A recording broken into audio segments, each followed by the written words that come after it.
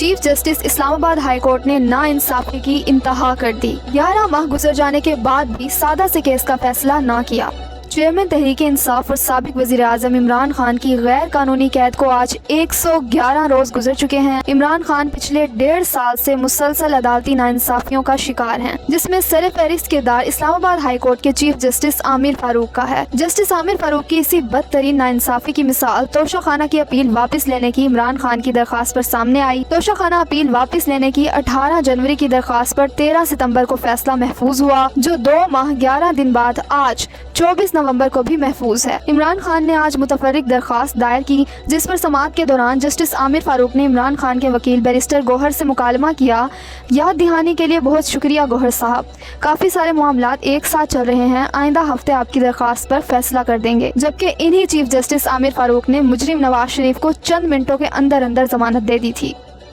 عمران خان کے خلاف عدت کیس کی درخواست واپس لے لی گئی۔ چیئرمین عمران خان کو توڑنے کے لیے ان کے کم ظرف مخالفین نے کم ظرفی کی ہر حد پار کرتے ہوئے عمران خان اور ان کی اہلیہ کے خلاف جعلی عدت کیس درج کیا تھا، جس میں سیکشن 248 ضابطہ فوجداری کے حکم آنے کے بعد عمران خان اور بشرا بی بی اس کیس میں بری ہو چکے ہیں۔ عدالت میں اس ناکامی کے بعد آج درخواست گزار نے تکنیکی وجوہات کا بہانہ بنا کر اپنی درخواست واپس لے لی۔ عمران خان کی گزشتہ روز اپنی لیگل ٹیم سے 3 گھنٹے تک کی ملاقات۔ چیئرمین عمران خان کے وکیل علی اعجاز بٹر نے اپنے ٹویٹ میں بتایا کہ عمران خان صاحب سے ملاقات تقریباً 3 گھنٹے تک جاری رہی۔ الحمدللہ خان صاحب ٹھیک ہیں۔ قانون کی حکمرانی اور منصفانہ انتخابات کے بغیر پاکستان اپنے مسائل سے نہیں نکل سکے گا۔ انہوں نے زور دیا کہ پاکستان کے ہر اہل ووٹر کو آئندہ انتخابات میں اپنے ووٹ کا حق استعمال کرنا چاہیے۔ بروقت آزادانہ اور منصفانہ انتخابات ہماری معاشی بقا کے لیے ناگزیر ہیں۔ سپریم کورٹ نے بحریہ ٹاؤن کے کیس میں القادی ٹرسٹ کیس بھی اڑا دیا۔ سپریم کورٹ نے گزشتہ روز بحریہ ٹاؤن کیس میں رقم 190 ملین پاؤنڈ وفاق اور سندھ میں تقسیم کرنے کا حکم دے دیا، جس میں لندن سے آئی رقم وفاقی حکومت جبکہ دیگر رقم سندھ حکومت کو دی جائے گی۔ اب نیب بتائے کہ عمران خان پر 190 ملین پاؤنڈ کس حیثیت میں بنتا ہے؟ جب پیسے عمران خان یا حکومت کے پاس آئے ہی نہیں تھے تو عمران خان کیسے کرپشن کر سکتے تھے؟ سپریم کورٹ کے فیصلے سے ثابت ہو گیا کہ عمران خان پر سائفر اور توشہ خانہ کیس کی طرح القادی ٹرسٹ کیس بھی مکمل جعلی ہے۔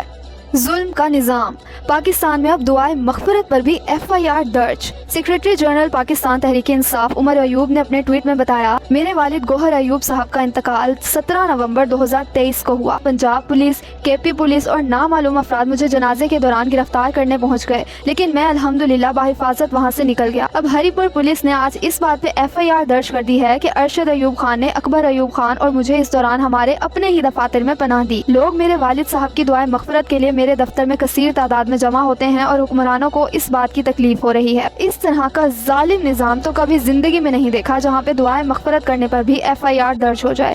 حاکم وقت یہ بات نہ بھولیں کہ موت نے ہر گھر میں ایک دن آنا ہی ہے۔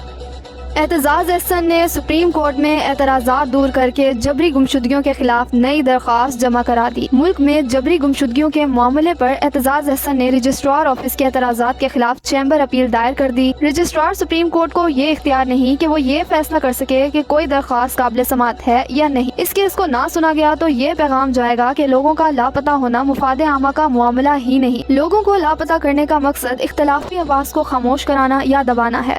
جتنی جلدی ممکن ہو سکے اس کیس کو سماعت کے لیے مقرر کیا جائے۔ اپیل میں استدعا۔ تحریک انصاف کا ایک اور ورکرز کنونشن جلسے میں تبدیل ہو گیا۔ پاکستان تحریک انصاف نے چیئرمین عمران خان کی ہدایات کے مطابق خیبر پختونخوا میں ورکرز کنونشن شروع کر دیے ہوئے ہیں۔ اسی سلسلے میں آج مردان میں ورکرز کنونشن ہوا، جس میں عوام نے اس قدر کثیر تعداد میں شرکت کی کہ ورکرز کنونشن جلسے میں تبدیل ہو گیا۔ کنونشن میں شریک عوام نہایت پرجوش تھے اور 8 فروری کو عمران خان کی ہدایات کے مطابق گھروں سے نکل کر اپنے ووٹ کے ذریعے تبدیلی لانے کا عزم رکھتے تھے۔